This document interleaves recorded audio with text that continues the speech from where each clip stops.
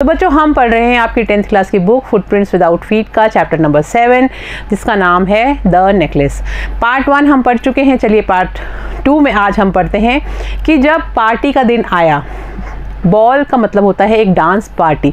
तो पार्टी का दिन जिस दिन आया उस दिन क्या होता है, मैटिल्डा जो उस पार्टी में जाने के लिए ड्रेस भी लेके आने के लिए रेडी हो जाती हैं कि चलो ठीक है मैं ड्रेस ले आऊँगी और हम इस पार्टी में चलेंगे, क्योंकि उनके हस्बैंड को एक इनविटेशन मिला होता है बहुत बड़ी बॉल पार्टी का। तो चलिए स्टार्ट करते हैं। The day of the ball. The day of the ball approach and madam Loisel seemed sad.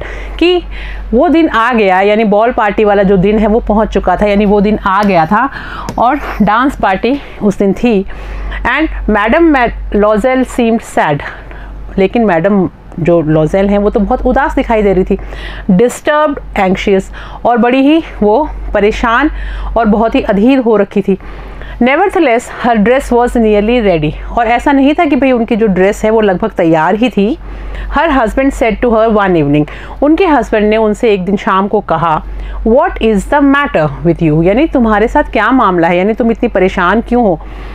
You have acted strangely for 2 or 3 days, यानी कि तुम 2-3 दिन से बहुत ही अजीब तरह से बर्ताव कर रही हो, तुम थोड़ी परेशान लग रही हो। तो क्या बात है कि तुम इतनी परेशान क्यों हो, इतनी उदास क्यों हो। बॉल का मतलब होता है बड़ी नृत्य पार्टी, नियरली का मतलब होता है लगभग, और स्ट्रेंजली का मतलब होता है बहुत ही विचित्र ढंग से। एंड शी रिस्पॉन्डेड, तो उनकी जो वाइफ हैं वो जवाब देती हैं और कहती हैं, I am vexed not to have a jewel. कि वो कहती है, वेक्स का मतलब होता है विक्षुब्ध, यानी कि मैं बहुत परेशान हूँ, नाराज़ हूँ और क्रोधित भी हूँ, क्योंकि मेरे पास कुछ है ही नहीं पहनने के लिए, ज्वेल नहीं है मेरे पास, यानी मेरे पास कोई भी आभूषण नहीं है पहनने के लिए। Nothing to add on myself with. Add on myself यानी कि अपने आप को अपनी ड्रेस के साथ मैच करने के लिए और ज़्यादा आकर्षक बनाने के लिए मेरे पास कुछ भी और नहीं है, यानी मेरे पास ज्वेलरी तो है ही नहीं। I shall have such a poverty stricken look. और मैं जब वहाँ जाऊँगी तो मेरा जो ड्रेस है खाली उसी को पहन के अगर मैं जाऊँगी तो सब लोग देखेंगे कि कितनी ज़्यादा गरीबी जो है वो मेरे उस चेहरे से झलकने लग जाएगी, क्योंकि मैं सिर्फ ड्रेस पहन के जाऊंगी और मेरे पास उसके ऊपर किसी भी तरह के कोई गहने नहीं होंगे, आभूषण नहीं होंगे। तो I shall have such a poverty stricken look. तो पॉवर्टी स्ट्राइकन लुक का मतलब होता है गरीबी से ग्रस्त चेहरा, और रूप रंग मेरा जो है वो सब का जो है वो आकर्षण का केंद्र मैं ही बन जाऊंगी। मुझे ही सब देखेंगे कि ये तो कितनी गरीब है, क्योंकि मैं बिना किसी गहने के वहाँ पे सिर्फ ड्रेस पहन के अगर पहुँच गई तो। I would prefer not to go to this party. इसलिए मैं तो ये चाहूँगी कि मेरी पहली प्राथमिकता तो यही है कि मैं इस पार्टी में जाऊँ ही नहीं। ज्वेल का मतलब होता है आभूषण। एडॉन माई सेल्फ विथ यानी के साथ स्वयं को आकर्षक बनाने के लिए, जैसा कि मैंने भी आपको बताया था। चिक का मतलब होता है फैशनेबल, आकर्षक और सुरुचि संपन्न जो लोग होते हैं उनके लिए यूज़ किया गया है। ही रिप्लाइड, तो उनकी बात सुन के उनके हस्बैंड ने जवाब दिया, you can wear some natural flowers, कि तुम कुछ प्राकृतिक फूलों से अपनी सजावट कर सकती हो, वो पहन सकती हो।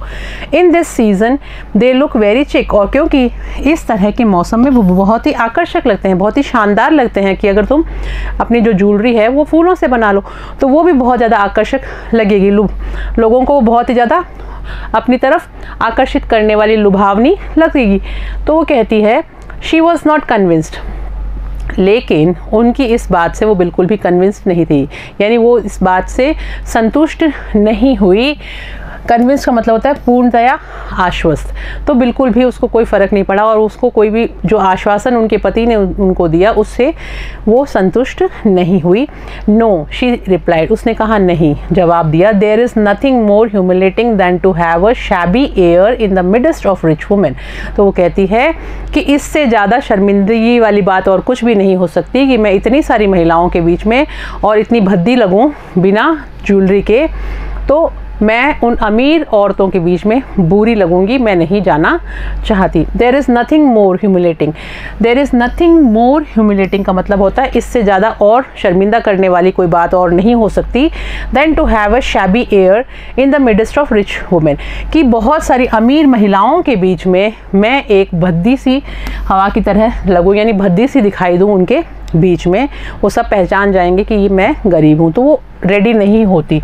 ह्यूमिलेटिंग का मतलब होता है अवमाननापूर्ण। शैबिंग एयर का मतलब होता है जर्जर हवा। स्टूपिड का मतलब होता है ना समझ। और लैंड का मतलब होता है उधार देना।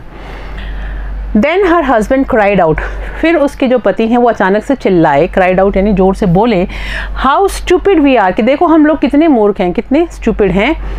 गो and find your friend madam Forestier and ask her to lend you her jewels. तो वो कहते हैं अरे तुम जाओ और अपनी जो तुम्हारी सहेली हैं जिनका नाम है मैडम फॉरेस्टियर, उनके पास जाओ और उनसे कहो, उनसे पूछो, and ask her to lend you her jewels, कि वो तुम्हारे को अपने गहने जो हैं वो उधार दे दे और उनके गहने तुम पहन लेना और तुम्हारी प्रॉब्लम सॉल्व हो जाएगी। She uttered a cry of Joy, यानी उनके भी मुंह से एक बहुत ही खुशी की जो अटर्ड यानी निकलना, तो उनके भी चेहरे से मुंह से एक खुशी की भाव जो होते हैं वो निकले, वो बड़ी खुश हो गई। इट इज़ ट्रू, वो कहती हाँ ये तो बिल्कुल सही है। She said I had not thought of that, कि मैंने तो इसके बारे में सोचा ही नहीं था। द नेक्स्ट डे, अगले दिन, she took herself to her friend's house, यानी वो अपने आप को अपनी दोस्त के घर ले गई, यानी कहने का मतलब वो अपनी फ्रेंड के घर गई। And related her story of distress, और उसने उसको अपनी कहानी, डिस्ट्रेस यानी अपनी जो पीड़ा है, दुख की जो कहानी है वो सुनाई कि भाई मेरे को एक बॉल पार्टी में जाना है, मेरे पास ड्रेस तो है प्रिटी सी but I don't have anything to wear, मेरे पास उसके ऊपर पहनने के लिए कोई आभूषण नहीं है। तो उसने उसको अपनी पूरी कहानी बताई। Madam Forestier went to her closet, उसके बाद में जो उनकी फ्रेंड है मैडम फॉरेस्टर, वो अपनी अलमारी की तरफ जाती हैं, क्लोजेट यानी अलमारी। Took out a large jewel case, और उसमें से एक बड़ा सा आभूषणों का जो बक्सा सा है छोटा सा, वो निकालती हैं। ब्रॉट इट, वहाँ लेके आती हैं। ओपन इट, उसको खोलती हैं। एंड सेड, और कहती हैं, चूज़ माई डियर, कि मेरी प्रिय इसमें से तुम चुन लो कि अपनी ड्रेस के साथ कौन सा आभूषण जो सूट करता है वो तुम इसमें से चुन सकती हो। रिलेटेड का मतलब होता है कोई कहानी सुनाई। She saw at first some bracelets then a collar of pearls, अब जब वो इतने सारे गहने उनके सामने पड़े थे तो उन्होंने जब देखना शुरू किया मैडम लॉजेल ने, तो शी सॉ एट फर्स्ट, पहले उन्होंने देखा सम ब्रेसलेट्स, ब्रेसलेट का मतलब होता है कंगन, पहले उन्होंने कुछ कंगन देखे। Then a collar of pearls, फिर उन्होंने एक मोतियों की माला देखी, मोतियों का जो गले में पहनने वाला हार होता है वो देखा। Then a Venetian cross of gold, उसके बाद में उन्होंने वेनिस गोल्ड का बना हुआ भी एक गले में पहनने का खूबसूरत सा आभूषण देखा। And jewels of admirable workmanship, उसके बाद उन्होंने कुछ ऐसे आभूषण देखे जिनकी बनावट जो थी, जिस तरह से वो उनके अंदर वो जो कारीगरी करी गई थी वो बहुत ज़्यादा आकर्षक थी, यानी एक बहुत ही खूबसूरत कारीगरी का नमूना उन गहनों में देखा जा सकता था। ऐसे भी गहने उन्होंने वहाँ पर देखे। तो वेनेटियन क्रॉस ऑफ गोल्ड यानी वेनिस में बना सोने का सलीब, और एडमायरेबल वर्कमैनशिप का मतलब होता है प्रशंसनीय कारीगरी।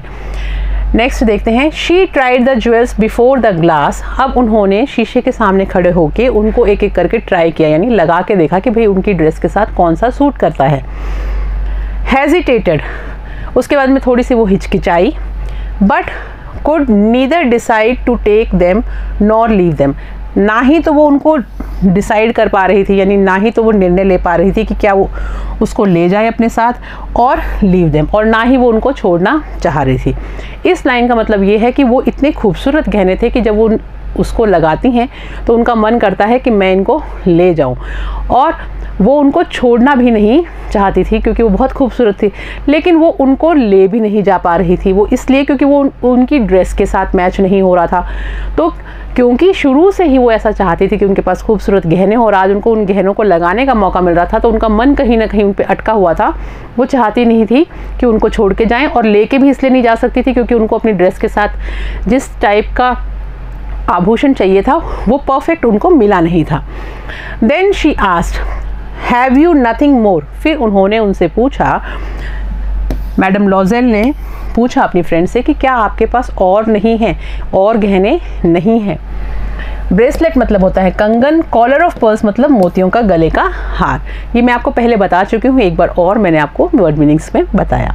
नेक्स्ट देखिए, वाई, यस, वो बोलती क्यों, हाँ है ना, बहुत सारे और है उसके पास। लुक फॉर योर सेल्फ, कि तुम अपने आप ही देख लो। I do not know what will please you, मुझे नहीं पता कि किस चीज़ से तुम खुश होगे, यानी क्या चीज़ तुम्हें पसंद आएगी मुझे नहीं पता, तो तुम खुद ही देख लो, और भी बहुत सारे हैं। सडनली, अचानक, शी डिस्कवर्ड, उसने खोज निकाला, in a black satin box a superb necklace of diamond, तो उसने खोज निकाला एक खूबसूरत सा काले सैटन के कपड़े में रखा हुआ, सैटन एक तरह का फैब्रिक होता है जो सिल्क जैसा दिखाई देता है और चमकता है, तो सैटन के काले रंग के बक्से के अंदर एक बहुत ही शानदार सा कंठहार, गले का हार जो नेकलेस था वो उनको वहाँ पे दिखाई दिया, जो कि डायमंड का बना हुआ था।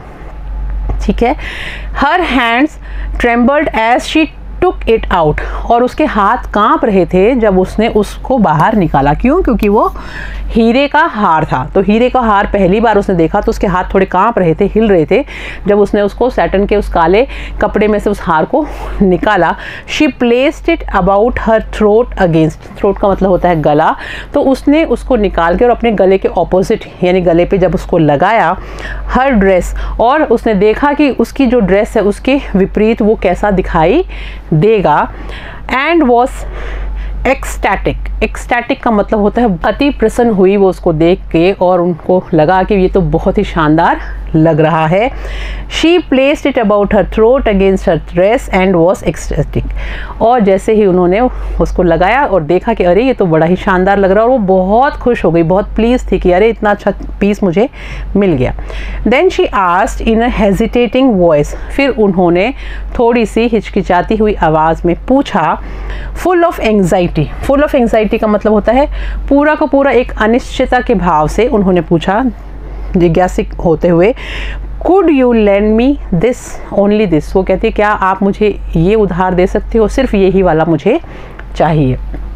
सैटिन बॉक्स मतलब होता है साटन का बक्सा, और सुपर्ब नेकलेस यानी उत्कृष्ट कंठा हार। वाई, यस सर्टेनली, तो वो कहती क्यों, बिल्कुल हाँ मैं तुम्हें दूंगी, निश्चित रूप से मैं तुम्हें ये दूंगी। She fail upon the neck of her friend, और वो अपने दोस्त के गले लगी, फेल अपॉन द नेक मतलब उसके गले से वो लगी। एम्ब्रेस्ड हर विथ पैशन, और उसको बहुत ही प्यार से उसने उसको गले लगाया, बाहों में भर लिया। Then went away with her treasure, और उसके बाद में वो अपने उस खजाने के साथ वहाँ से चली गई। ट्रेजर का मतलब होता है खजाना, और क्योंकि उसको एक हीरे का हार मिल गया था पहनने के लिए जो खजाने से कम नहीं था, इसलिए अपनी उस बहुमूल्य से आभूषण के साथ यानी हीरों के हार के साथ, उस खजाने के साथ वो वहाँ से चली जाती है। एम्ब्रेस का मतलब होता है गले लगाना, पैशन मतलब होता है भावावेश, ट्रेजर का मतलब खजाना, और एलिगेंट का मतलब आकर्षक, ग्रेशियस का मतलब दयालु, नम्र और उदार। आगे देखते हैं। The day of the ball arrived, अब वो जो पार्टी का दिन था वो आ गया। Madam Loisel was a great success, madam Loisel was a great success का मतलब कि उन्हें बहुत सफलता मिली उस ड्रेस को और उसको पहन के, यानी वो परफेक्ट लुक उनको जो चाहिए था, क्योंकि खूबसूरत वो पहले से थी और सुंदर थी और दूसरों को अपनी तरफ आकर्षित भी कर लेती थी। और जब उन्होंने वो खूबसूरत ड्रेस पहनी, उसके साथ वो ब्यूटीफुल सा जब उन्होंने वो गले में हीरों का हार पहना, तो वो ऐसी खूबसूरत लग रही थी कि किसी की नज़र ही नहीं हट रही थी उनके ऊपर। इसलिए कहा गया है miss madam Loisel was great success, यानी वो जो उन्होंने पहना उसमें वो सफल हो चुकी थी, यानी वो आकर्षण का केंद्र थी उस दिन पार्टी में। She was the prettiest of all, वो जितनी भी महिलाएं उस पार्टी में आई थी उनमें सबसे ज़्यादा खूबसूरत लग रही थी, आकर्षक लग रही थी, एलिगेंट लग रही थी, ग्रेशियस लग रही थी, यानी बहुत ज़्यादा आकर्षक लग रही थी, बहुत ही ग्रेसफुली अपने आप को कैरी कर रही थी।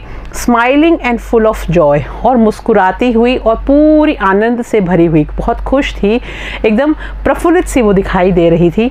ऑल द मैन नोटिस्ड हर, सभी लोगों ने, सभी आदमियों ने खासकर उनकी तरफ ध्यान दिया। आस्क्ड हर नेम, उनका नाम पूछा। And wanted to be presented, और वो उनके साथ डांस भी करना चाहते they wanted to be presented, यानी उन्होंने अपने आप को प्रस्तुत किया उनके सामने। ये कल्चर है कि डांस पार्टी जो होती है, बॉल पार्टी होती है, उसमें कपल्स में डांस होता है, तो वो डांस करने के लिए उनको उन्होंने ऑफ़र भी किया और उनका नाम भी पूछा। शी डांस्ड विथ एंथुजियाज्म, और मैडम लॉज़ेल ने बहुत ही, एंथुजियाज्म का मतलब होता है बहुत ही एक्साइटमेंट के साथ, बहुत ही उत्साह के साथ डांस किया। इंटॉक्सिकेटेड विथ प्लेजर, यानी प्लेजर मतलब प्रसन्नता, ऐसे लग रहा था कि इस प्रसन्नता के भाव से उनको नशा सा हो गया है, यानी वो इतनी ज़्यादा खुश थी, इतनी मदहोश सी हो गई थी उस पूरे पार्टी के माहौल में। Thinking of nothing but all this admiration, अब वो कुछ भी नहीं सोच रही थी। थिंकिंग ऑफ नथिंग यानी किसी और चीज़ के बारे में नहीं सोच रही थी, बट ऑल दिस एडमायरेशन, सिर्फ इस चीज़ के बारे में सोच रही थी कि सब लोग उनकी प्रशंसा कर रहे थे, एडमायर कर रहे थे, उनको देख रहे थे। This victory so complete and sweet to her heart, और ये जो उनकी जीत हुई थी कि आज उनको मौका मिल गया था एक पार्टी का सेंटर ऑफ अट्रैक्शन बनने का, तो उनको ऐसा लग रहा था कि आज एक बहुत बड़ी जीत सी हुई है उनकी, एक मीठी सी जीत उन्होंने महसूस करी। और स्वीट टू हर हार्ट, और अपने दिल में भी उन्होंने बहुत अच्छा महसूस किया, यानी उस दिन उनको बहुत अच्छी जॉय की फीलिंग, प्रसन्नता की फीलिंग, हर्षोल्लास से भरी हुई, एकदम खुश, जैसा कोई चाहता है और वो उसको मिल जाता है, तो वो सब उस पार्टी में था, तो वो बहुत ही जॉयफुल वहाँ पे अपने आप को महसूस करती हैं। She went home towards 4 o'clock in the morning, अब लगभग 4 बजे के करीब वो अपने घर की तरफ जाती हैं। Her husband had been half asleep, उनके जो हस्बैंड हैं वो आधी नींद में थे। In one of the little salons since midnight, और जहाँ पे इस तरह की पार्टीज़ ऑर्गेनाइज होती हैं वहाँ पे कुछ रूम्स भी बने हुए होते हैं कि अगर किसी को पार्टी में थकान हो जाए तो वो वहाँ जाके रेस्ट कर सकता है, उसको सैलॉन्स बोलते हैं। तो उनके हस्बैंड ने क्या किया, उस पार्टी से जब वो थक के गए तो वहाँ पे आके वहाँ बैठ गए, और वो आधी नींद में थे, यानी उनको नींद भी आ चुकी थी। हर husband had been half asleep in one of the little salons since midnight, यानी आधी रात से ही उनके हस्बैंड जो हैं वो नींद में थे, यानी वहाँ पे आके वो रेस्ट करने लग गए थे। विथ 3 अदर जेंटलमैन, और उनके साथ 3 और भद्र पुरुष भी थे जिनकी वाइफ्स अंदर एंजॉय कर रही थी, लेकिन वो वहाँ पे थक गए थे तो आके बैठ गए थे। Whose wives were enjoying themselves very much, जिनकी पत्नियाँ भी उस पार्टी में अपने आप को बहुत आनंदित महसूस कर रही थी और एंजॉय कर रही थी, मस्ती कर रही थी। एंथुसियाज्म का मतलब होता है उत्साह। इंटॉक्सिकेटेड विथ प्लेजर, यानी संतुष्टि और प्रसन्नता के साथ रोमांचित होना। आगे देखते हैं। She threw around her shoulders the modest wraps, modest wrap का मतलब होता है साधारण मोटी सी चादर का बना हुआ कुछ ऊपर ढकने का, जैसे शॉल जैसा कुछ, तो वो उन्होंने अपने कंधे पे डाला। They had carried whose poverty clashed, अब वो जो उन्होंने अपने कंधे के ऊपर जो शॉल सा डाला था अपने आप को ढकने के लिए, क्योंकि सर्दी बहुत ज़्यादा थी, वो काफ़ी मतलब सस्ता लग रहा था, जिसको देख के पता चल रहा था कि वो किसी नॉर्मल से परिवार के व्यक्ति का है, यानी जो वो ऊपर उन्होंने शॉल ओढ़ा उससे झलक रहा था कि वो कोई रिच पर्सन का नहीं है, किसी गरीब आदमी का ही है। तो they had carried whose poverty clash, तो वो कहती है कि इसको अगर मैंने ऐसे पहन के मैं चलूँगी तो सबको पता चल जाएगा कि भाई मैं गरीब घर से आई हूँ, इनके बीच में से नहीं हूँ, इतनी रिच महिलाओं के बीच में से नहीं हूँ।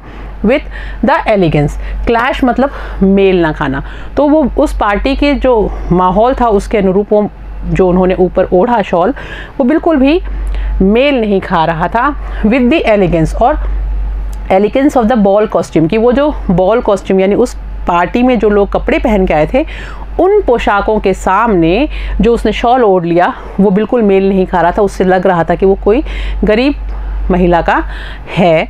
She wish to hurry away in order not to be noticed, इसलिए जैसे ही क्योंकि सर्दी लगने लगी थी तो बाहर जाने के लिए उनको शॉल तो ओढ़ना पड़ा, लेकिन शॉल ओढ़ते ही वो फटाफट उस बॉल पार्टी के माहौल से तुरंत बाहर निकलना चाहती थी, इससे पहले कि किसी की नज़र उनके ऊपर पड़े, कोई उनको नोटिस कर ले। शी विश्ड, उनकी इच्छा थी टू हरी अवे, कि वो वहाँ से फटाफट चली जाएँ, in order not to be notice, कि इससे पहले कि कोई उनको देख ले कि उन्होंने पुराना सा वो शॉल ओढ़ा है।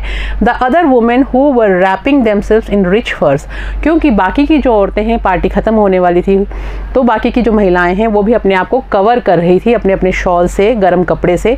वो या तो कोई नरम फर का बना हुआ था या फिर कोई बहुत ही कीमती था, बहुत महंगा था, तो इस तरह के रैप्स वो लोग अपने चारों तरफ लपेट रही थी। लेकिन क्योंकि मैडम लोज़ेल के पास तो वही था जो वो अपने घर से लेके आई थी, तो उन्होंने सोचा फटाफट मैं सर्दी से तो अपना बचाव करती हूँ, लेकिन इस पार्टी से जल्दी से निकल जाती हूँ इससे पहले कि किसी की नज़र मेरे ऊपर पड़े और उनको दिख जाए कि मैं गरीब हूँ। एलिगेंस मतलब होता है आकर्षण, और बॉल कॉस्ट्यूम यानी बड़ी नृत्य पार्टी की पोशाक। Loisel detained her, wait said he, I am going to call a cab. तो डिटेन्ड का मतलब होता है वहाँ से नहीं जाने दिया। अब लॉइजेल डिटेन्ड हर यानी लॉइजेल को वहाँ से जाने ही नहीं दिया। उसके हस्बैंड ने उसको कहा कि रुको, wait said he, I am going to call a cab, कि अरे भाई रुको, तुम यहाँ रुको, कहाँ जा रही हो, मैं तुम्हारे लिए अपने लिए गाड़ी मंगा लेता हूँ। But she would not listen and descended the steps rapidly. Rapidly का मतलब होता है जल्दी जल्दी, लेकिन उसने उनकी बात को सुना ही नहीं, नज़रअंदाज कर दिया और नीचे उतरने लगी। डिसेंड का मतलब होता है सीढ़ियों से नीचे उतरने लग गई जल्दी जल्दी, rapidly. When they were in the street, जब वो लोग गली में पहुँचे तो उसका हस्बैंड भी उसके पीछे पीछे ही आ गए। तो वो दोनों जब गली में पहुँचे, they found no carriage. Carriage मतलब होता है बग्घी। तो जब वो लोग गली में पहुंचे तो उनको वहाँ पे कोई भी कैरेज नहीं मिला, कोई भी बग्घी नहीं मिली। They found no carriage and they began to seek for one, और उसके बाद में वो उसकी एक सीक मतलब होता है ढूंढना, तो वो किसी बग्घी की तलाश करने लग गए कि भाई हमारे को कोई बग्घी मिल जाए। Hailing the coachman whom they saw at the distance। Hailing का मतलब होता है हाथ से इशारा करते हो, डिस्टेंस यानी दूरी। तभी उनको एक बग्घी दिखाई दी, थोड़ा दूर कुछ दिखाई दिया, कोचमैन दिखाई दिया, तो उसको इशारा उन्होंने किया कि वो उनकी तरफ देख ले। सॉ एट अ डिस्टेंस, तो गाड़ीवान जो उनको दिखाई दिया उसको देख के उन्होंने इशारा किया कि भाई वो हमारे को देख के रुक जाए। सीक का मतलब होता है ढूंढने की कोशिश करना। रैपिडली का मतलब होता है शीघ्रता से। They walked along towards the river. अब वो लोग, क्योंकि वो बग्घी भी नहीं रुकी, कोई गाड़ीवान भी नहीं रुका, तो उन्होंने क्या किया, वो थोड़ा थोड़ा पैदल चलने लग गए और जो नदी थी उसके साथ साथ वो पैदल चलते रहे। Hopeless and shivering. होपलेस मतलब बहुत निराश हो चुके थे क्योंकि कोई उनको साधन नहीं मिल रहा था घर जाने का, तो होपलेस का मतलब होता है निराशापूर्ण भाव से, और शिवरिंग का मतलब होता है कांपते हुए। तो वो शिवर कर रहे थे और थोड़े से नाउमीद से भी हो गए थे। Finally they found one of those old carriages, और फिर अचानक उनको एक गाड़ीवान दिखाई दिया, पुरानी गाड़ी वाला सा, that one seize in Paris after nightfall, जिसको कि रात में पेरिस की जो सड़कें हैं, गलियां हैं, उनमें देखा जा सकता है। तो इस तरह के जो गाड़ीवान होते हैं वो आपको रात में दिख जाते हैं पेरिस में। उनमें से ही एक पुराना सा उनको दिखाई दिया।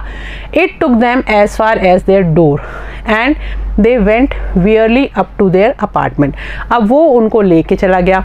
It took them as far as their door, यानी उनके घर तक उसने उनको ड्रॉप किया, वो ले गया। And they went wearily up. Verily up यानी बहुत ज़्यादा थक जाना, और वो लोग अंदर चले गए क्योंकि वो बहुत ज़्यादा थके हुए थे।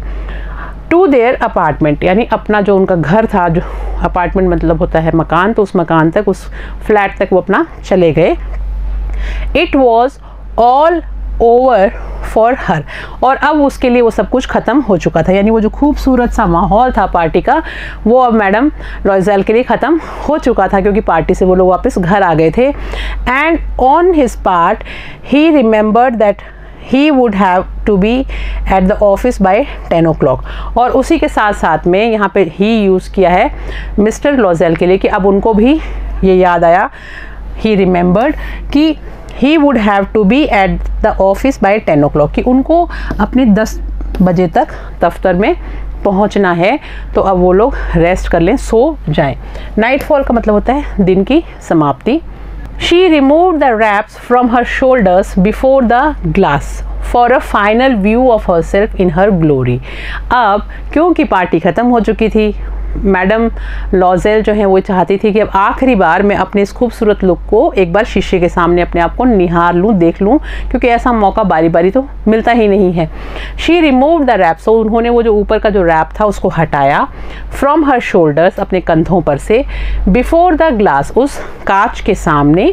For a final view of herself in her glory, कि वो जितनी खुश और आकर्षक लग रही थी, खूबसूरत लग रही थी, उसको देखने के लिए, निहारने के लिए वो शीशे के सामने खड़ी हो जाती। फाइनल व्यू यानी अंतिम दृष्टि या नज़र, अटर्ड अ क्राई यानी चीख भरी।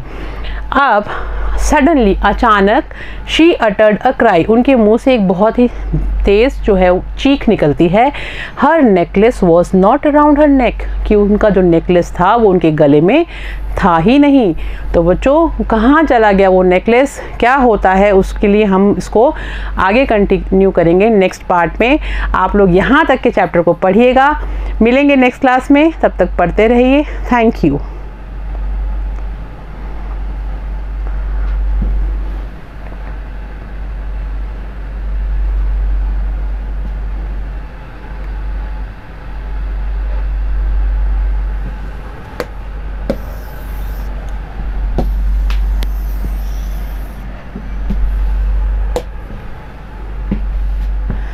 चलिए देखते हैं आगे। They walked along toward the river, वो लोग रिवर यानी नदी के साथ साथ चलते रहे। होपलेस, वो थोड़े से निराश हो चुके थे, निराशापूर्ण भाव से, थके हुए से। एंड शिवरिंग, और वो थोड़ा कांप भी रहे थे। फाइनली, आखिरकार, they found one of those old carriages, उनको एक पुरानी बग्घी मिल गई, पुराना गाड़ीवान उनको मिला।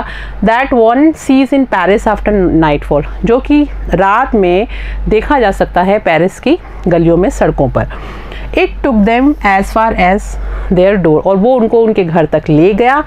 And they went wearily up to their apartment, और उसके बाद में वो, क्योंकि वियरली मतलब बहुत ज़्यादा थक गए थे, तो वो अपने अपार्टमेंट में, अपने कमरे तक, घर तक चले गए।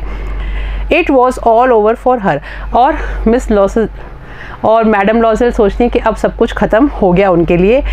And on her part he remembered that he would have to be at the office by 10 o'clock, और दूसरी तरफ जो उनके हस्बैंड हैं, उनको ये याद आता है कि उनको भी सुबह 10 बजे तक अपने दफ्तर पहुंचना है। होपलेस मतलब निराशापूर्ण, नाइटफॉल यानी दिन की समाप्ति, वेंट वियरली यानी बहुत ज़्यादा थक गए थे। आगे देखते हैं।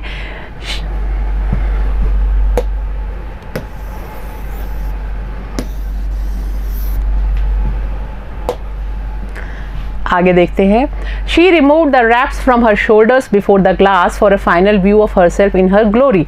अब आखिरी बार वो अपने आप को शीशे के सामने देखना चाहती थी, तो उन्होंने अपना जो रैप था, जो शॉल सा उन्होंने ऊपर लगा रखा था ढकने के लिए, मोटा कपड़ा, उसको हटाया। शी रिमूव द रैप, उस कपड़े को हटाया। फ्रॉम हर शोल्डर्स, अपने कंधों पर से। बिफोर द ग्लास यानी शीशे के सामने। फॉर अ फाइनल व्यू, आखिरी बार वो अपने आप को देखना चाहती थी शीशे के सामने। आकर्षित जितना ज़्यादा वो दूसरों को कर रही थी, उतना ही वो एक बार खुद को भी देखना चाह रही थी कि मैं कितनी खूबसूरत लग रही हूँ। सडनली, अचानक, शी अटर्ड अ क्राई, उनके मुंह से एक बहुत बड़ी चीख निकलती है। हर नेकलेस वॉज नॉट अराउंड हर नेक, उनका जो नेकलेस है वो उनके गले में था ही नहीं। तो कहाँ चला गया वो उनका हीरों का हार? वो इतनी ज़ोर से क्यों चीखती हैं, कहाँ चला गया उनका वो हीरों का हार? तो इसको हमें देखना पड़ेगा नेक्स्ट पार्ट में। तब तक आप लोग इस चैप्टर को पढ़िएगा। मिलते हैं नेक्स्ट क्लास में। Thank you.